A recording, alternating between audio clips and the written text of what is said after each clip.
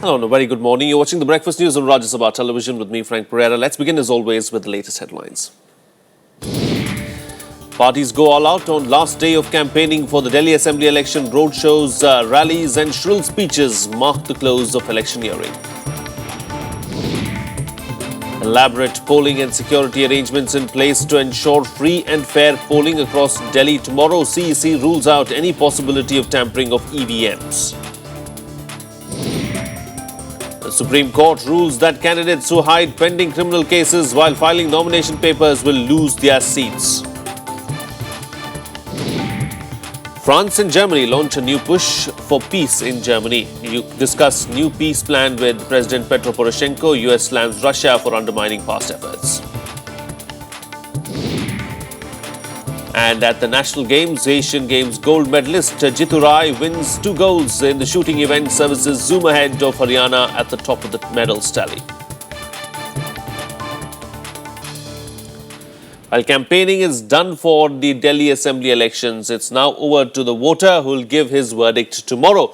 On the last day yesterday, leaders from all political parties put up a strong front, campaigning rigorously across the length and breadth of the national capital. Here's all the action. The campaigning in Delhi, marred by multiple controversies and mudslinging, came to an end on Thursday evening. The last day witnessed intense campaigning by the top 3 parties. In the last leg, parties ensured nothing is left to chance in this high-profile battle. The BJP ended its Delhi campaign with a mega flourish, as it held roadshows in all 70 assembly constituencies. Party chief Amit Shah also held rallies at several places, appealing to voters to choose the BJP. Aam Aadmi Party convener Arvind Kejriwal also continued with his relentless campaigning, meeting people and promising a corruption-free government in Delhi. Congress star campaigner Rahul Gandhi held a massive roadshow in Sultanpur Majra area, seeking votes for his party candidate. The national capital will go to polls on Saturday to elect a new government almost a year after Arvind Kejriwal decided to step down in February last year. Bureau Report, Rajya Sabha TV. Well, the battle for Delhi will focus to a large extent on the individual fortunes of the 3 chief ministerial candidates who are also the faces of their party campaigns. Let's take a look now at the 3 key contests in the national capital. On counting day, the spotlight will be on New Delhi constituency. It was here that Aam Aadmi Party chief Arvind Kejriwal defeated 3-time Congress Chief Minister Sheila Dikshit in 2013.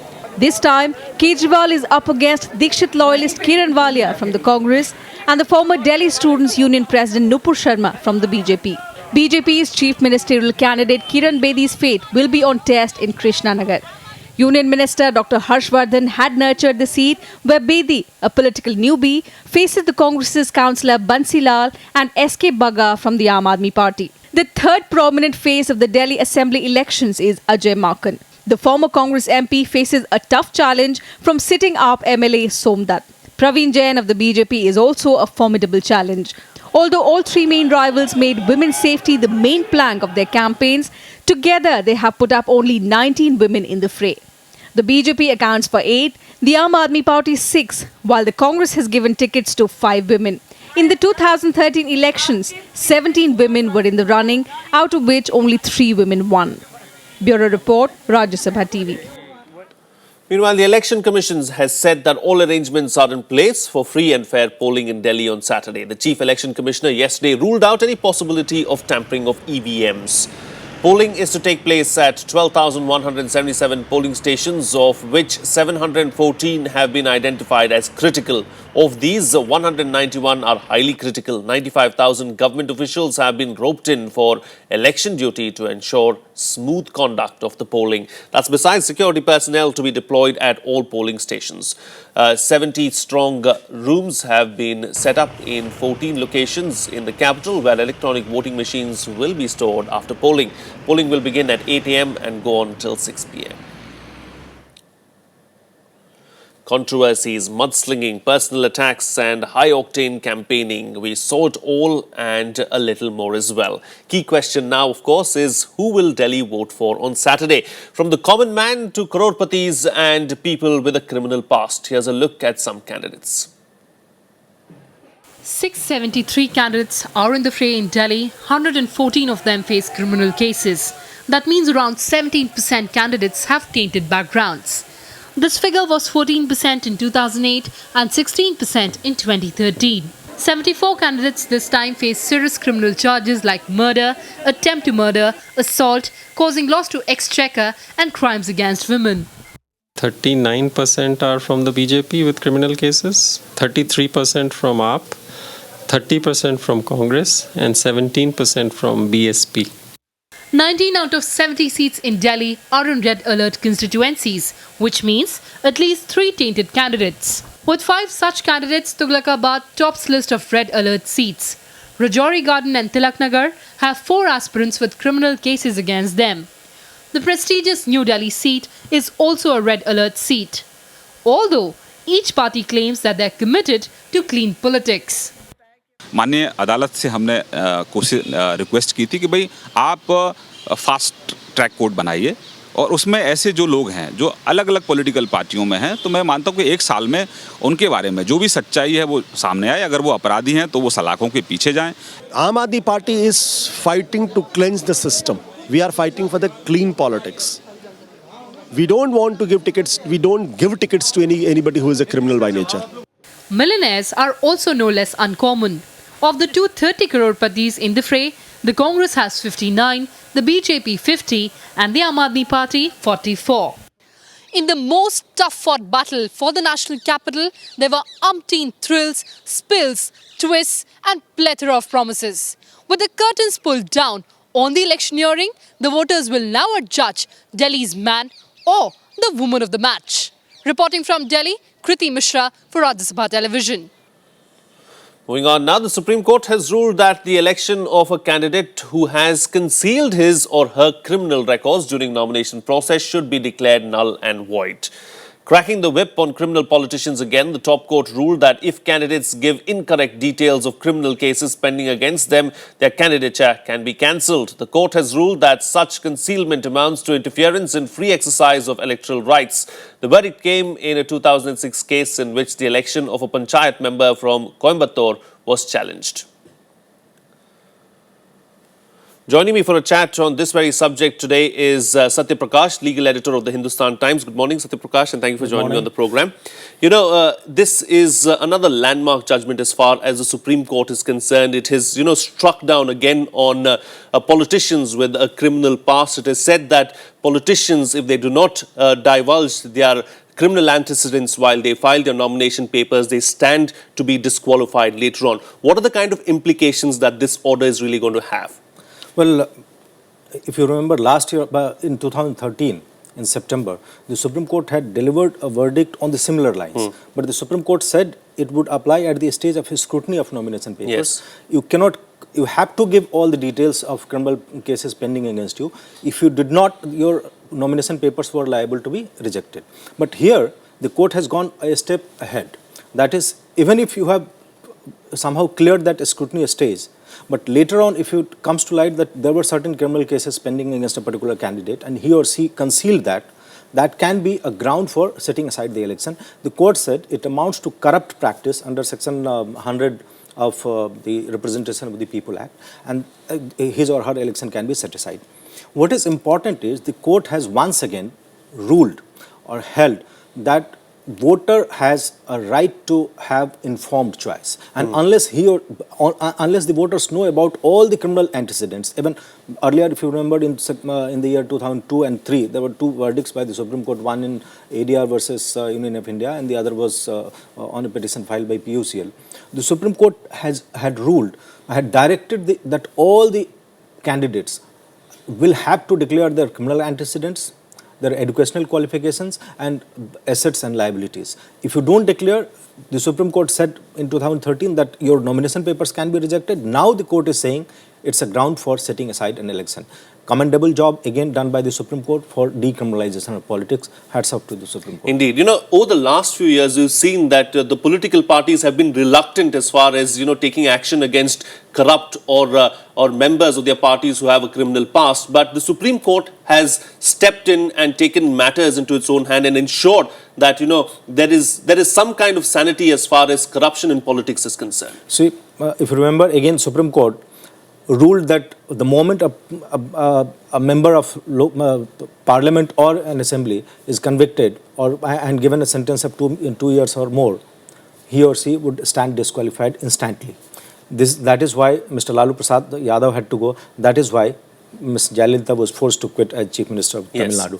This is how.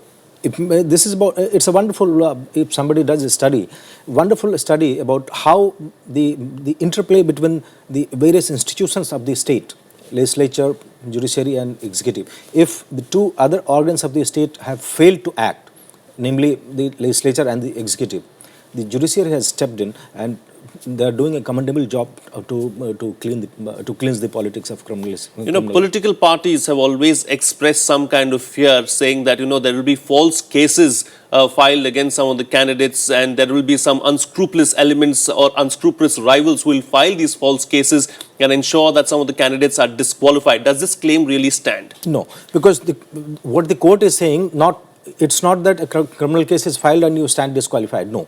The court is saying if there are criminal cases pending against you, you must declare in your nomination papers. If you conceal, that amounts to corrupt practice and hence your election can be set aside. And this is why the court has done it. There is a proper rationale behind it. The court is saying in a democracy, each voter has a right to make informed choice. And if you conceal such material information from the voter would not be able to make an informed choice. And that is why it has said you must declare all such details. So far as political parties are concerned, political parties, we all know how the political parties are run and how opaque their own funding system and all such things are. And they have been resisting all sorts of electoral reforms. In fact, Election Commission had been writing to them since mid-90s on various kinds of electoral reforms, and many of those reforms have been done by the Supreme Court, including recognizing nota. None of the above, because voter has the court in this verdict. The court said this is all the more important to give all sorts of information to the voter. Why? Because if the voter thinks that none of the candidate is good, he or she can reject all the candidates and exercise the option of nota. Indeed. And this is, but there is another point which I would like to make. Why is it that all the reforms are coming from the Supreme Court? Why not the legislature? Why not the executive? This is not a good sign. Active judiciary, it's not a good sign of in any country. Why? Because there are certain things which are to be done by the legislature, certain things to be done by the executive. But both these organs are failing us on the, so far as this question of criminalization of politics is concerned. If these two organs were active, I don't think the Supreme Court was needed to intervene and do all such things. In fact, they are doing the job of the legislature in this case. Indeed. And what's the way forward? I mean, do you think that the Supreme Court is going to pass some more judgments or orders in such a manner to ensure that politics is completely criminal-free? Supreme Court has been doing it, and I suppose they will continue to do it. Only silver lining I found was in this particular case, the centre also took a stand that this should be done. This is a good sign, and I hope the government acts on all such promises. And the Prime Minister has also made a statement that we will request the court to expedite all the cases pending against criminals from any party. If there are politicians who are facing criminal charges, the court should decide all such cases within a year. And then I suppose there was a Supreme Court verdict also which said all such cases should be expedited and finished within a year. All right, Satya Prakash, we'll have to leave to that. Thank you so much for joining us on the program this morning and putting things into perspective for us on that very crucial subject. Thank you. Well, in some other related news now, a case has been registered in Assam against BJP Chief Ministerial candidate for Delhi, Kiran Bedi, and 4 other BJP functionaries, describing people from the northeast as immigrants in the party's vision document. The FIR names BJP's Delhi President Satish Upadhyay, the vision document chairman Harshvardhan, spokesperson Praveen Shankar Kapoor, and the party's state in charge Prabhat Jha besides Bedi. A case was registered on a complaint of a businessman in Guwahati for promoting enmity between different groups on the grounds of race, residence, language. The BJP had apologized for the immigrant reference and called it a clerical mistake following protests in the region.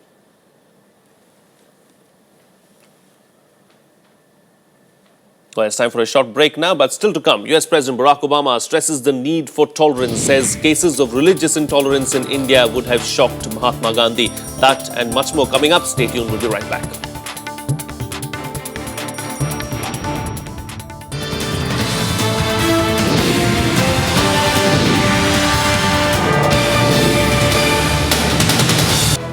Welcome back. You're watching Rajya Sabha television. Let's take a look now at some news-making events lined up for the day today in our special segment, The Day Ahead.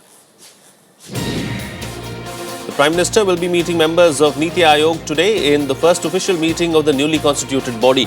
The meeting is seen as crucial as members of the Aayog would have first-hand experience of Modi's expectation from the new body and also help them in finalizing its plan of action. The Prime Minister is also expected to bring more clarity on whether the Aayog will be recognized as a government body or merely play the role of an economic think tank. Congress Vice President will be having a brainstorming session with the party's senior leaders today on the future strategy of the party. He will meet party general secretaries and secretaries at a meeting of the Congress Central Election Authority. The committee has been handed the task of organizational polls. Rahul said that the organizational elections should be utilized to reinvigorate and rejuvenate the party. The process for it has already begun and will culminate with the election of a new party president next year. The Delhi High Court is likely to give its verdict and decide in the Nitish Katra murder case. The court is likely to pronounce the order on the sentence to be awarded to Uttar Pradesh politician DP Yadav's son, Vikas Yadav, and two others. The convicts have sought leniency in sentencing as well as exemption from death sentence, saying that they can reform. On the other hand, the victim's mother, Neelam Katara, and the Delhi police have demanded the death for the trio. Vikas, his cousin Vishal Yadav and Sukhdev Pahalwan are serving life term for abducting and killing Katara in February 2002. Moving on now, US President Barack Obama on Thursday said that the acts of intolerance experienced by religious faiths of all types in India in the past few years would have shocked Mahatma Gandhi. Obama made the comments at an annual prayer breakfast meeting in Washington, also attended by Tibetan spiritual leader the Dalai Lama. The event was closely watched by Beijing, which has warned against any meetings with Tibet's exiled spiritual leader. In the wide-ranging speech, Obama said that the Islamic State was a brutal, vicious death cult that was carrying out unspeakable acts of barbarism in the name of religion. In a reference to India, Obama said, and I quote, "Michelle and I returned from India, an incredible, beautiful country full of magnificent diversity, but a place where in past years, religious faiths of all types have, on occasion, been targeted by other peoples of faith simply due to their heritage and their beliefs, acts of intolerance that would have shocked Gandhiji." In other world news, as the fighting in eastern Ukraine intensifies, global leaders made fresh attempts to renew diplomatic efforts to bring the warring sides to the table. French President François Hollande and German Chancellor Angela Merkel held emergency talks in the capital Kiev, presenting a new peace initiative. The two said that the peace plan agreed in Minsk could not be implemented as the front line has changed extensively since. Ukraine said that the renewed talks provides hope for a ceasefire but will not settle for anything that undermines its territorial integrity. Hollande and Merkel will now meet Russian President Vladimir Putin with the proposal in Moscow today. With Washington deliberating supplying arms to Ukraine, U.S. Secretary of State Kerry said that they could not close their eyes to the Russian aggression. NATO has already announced plans to bolster the alliance's military presence in Eastern Europe due to the conflict in the region.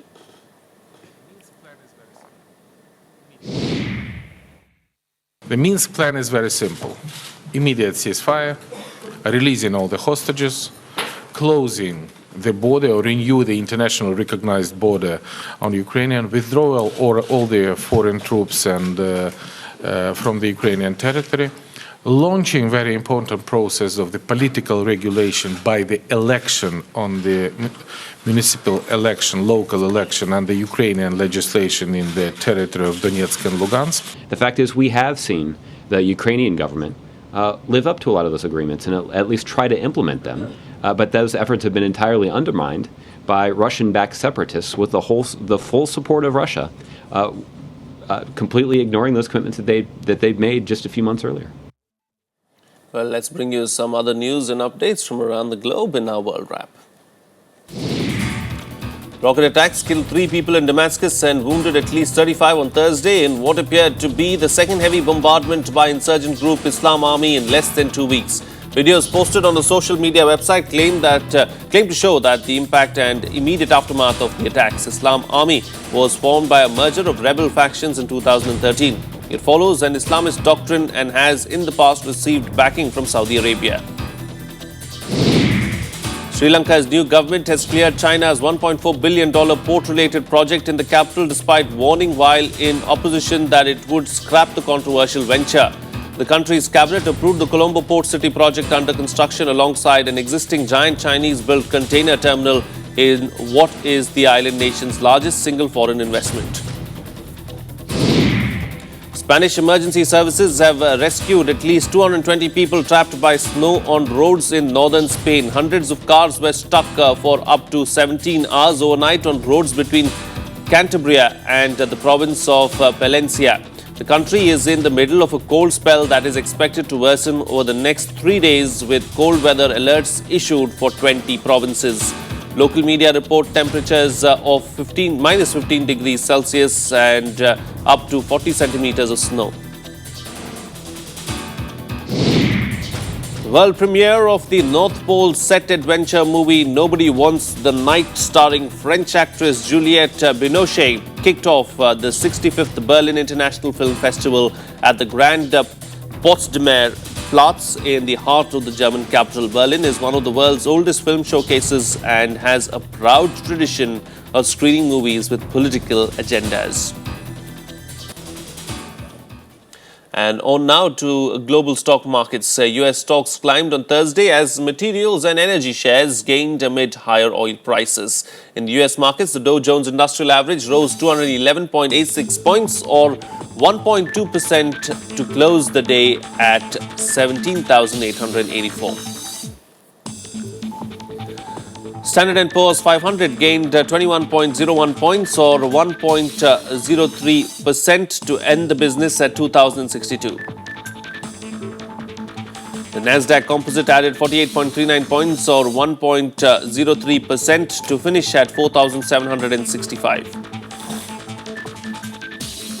Gold prices recovered by 210 or 0.35% to trade at 28,300 rupees per 10 grams on Thursday following emergence of buying by jewelers and retailers to meet an ongoing wedding season demand. Silver followed suit and recovered by 200 rupees or 0.33% to 38,600 per kilogram on increased offtake by industrial units and coin makers. Asian stocks dropped on Thursday after the European Central Bank's announcement that it would no longer allow Greek banks to use government debt as a collateral. Japan's Nikkei fell 89.53 points or 0.51% to close at 17,589. And Hong Kong's Hang Seng dropped 85.73 points or 0.35% to end the trading at 24,765. Well, here's a look now at what's happening at the ongoing 35th National Games in Kerala. Asian Games gold medalist Jitu Rai won double gold medal in the pistol event in 35th National Games today. Jitu was first combined with Gurpreet Singh and Omkar Singh of the Services SCB to ensure a top finish in the 10-meter pistol team event. He then went on to win gold in the individual competition. Former World Cup winner Ranjan Sodhi bagged gold in the men's double trap section. Elizabeth Koshi of Kerala won her second gold medal today in the 50-meter rifle three-position event in the 35th National Games. Elizabeth scored a total of 445.9 to beat Vedanki of Maharashtra in a close competition. She also won the gold medal in the 50-meter rifle prone event yesterday. Kavita Devi of Haryana bagged the gold medal in the weightlifting. She won the top honours in the 75-kilogram category. Mangta P. Kom of Chandigarh and Pounraj of Tamil Nadu took the silver and bronze medals respectively. Shamini Kumarasan of Tamil Nadu clinched the gold medal women's table tennis singles final. Shamini defeated Ankita Das of West Bengal to take the top honour. Bronze medal went to Madhurika of Maharashtra and Mohammad Das of West Bengal. In gymnastics, Andhra Pradesh picked up the women's individual rhythmic all-round gold through G. Meghna. Jammu and Kashmir's Palak Kaur settled for a silver. Punjab's Prabjot Bajwa took home the bronze medal.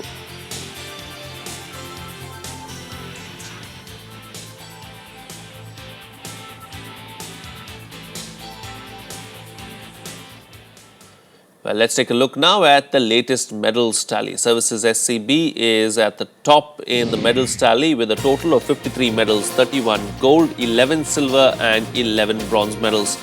Haryana has fallen behind slightly with 42 medals in all, including 25 gold, 11 silver and 6 bronze. Maharashtra with 23 gold medals is in the third position, while host Kerala with 13 gold medals is in the fourth spot.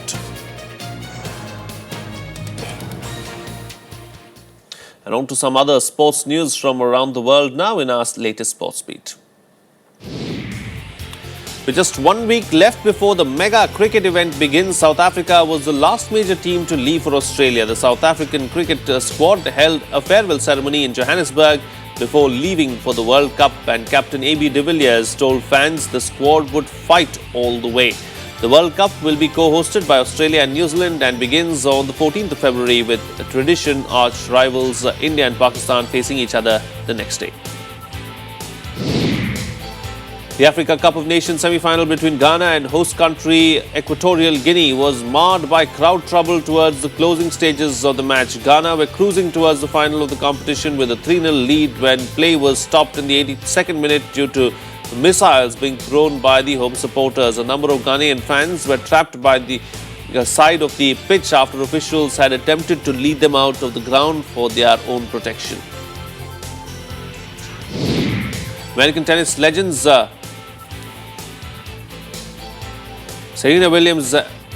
Venus and Serena Williams practice in Buenos Aires ahead of the weekend tie against Argentina.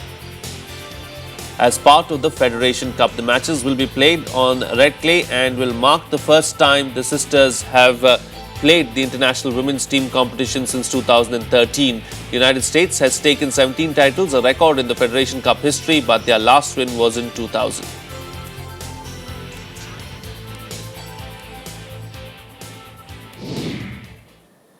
And that's it on this edition of the Breakfast News. Thank you so much for watching. Have a good day.